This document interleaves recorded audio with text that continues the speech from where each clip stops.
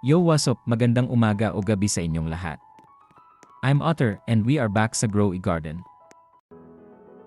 Ito na nga pala ang update sa garden ko na naman. Nakapagpalaki ako ng dragon fruit, kaka-harvest ko, biglang nagbunga. Okay sana kung tatlo no?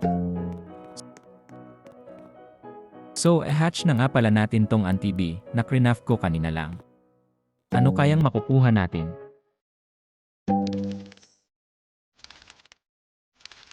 Isang wasp, okay na din di na masama.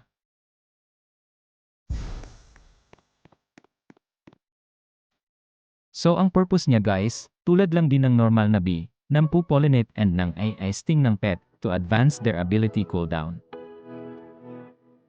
Siyempre di mawawala ang garden check. Ito nga pala yung dragon fruit na worth 11.8 million with 6 mutation.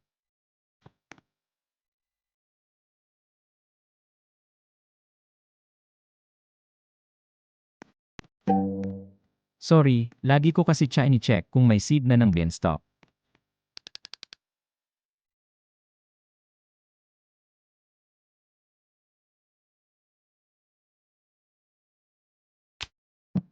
At sa kabila naman sprinkler ang inaantay ko, nag-agawan kasi.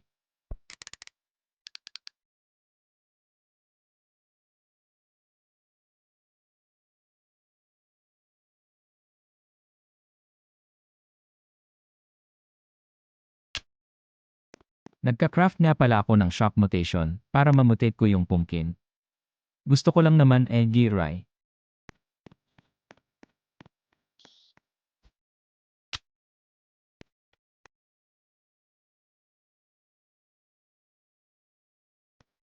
May 2 dinosaur egg nga pala ako, hatch natin to next video. Ito yung pumpkin na sinasabi ko, worth 800,000 with 6 mutation din.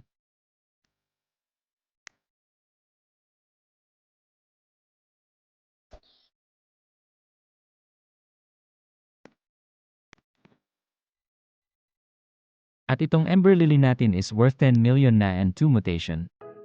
Ito nga pala yung sinasabi kong natirang Rosy Delight na natira.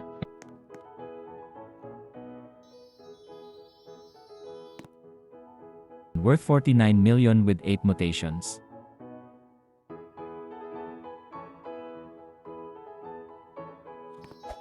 And meron pang isa, worth 9 million. Sa wakas natapos din now. Now let's see, the moment of truth, haha.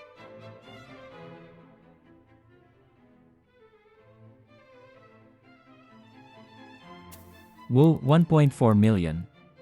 I think di na din masama no?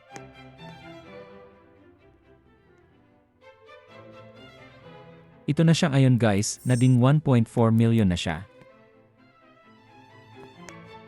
Ito pala ang purpose ng crab, every 5 minutes pumupunta sa random player para magnakaw ng pera. Haha, 300 to 500 shekels, dame. And that's it guys, subscribe na lang kayo.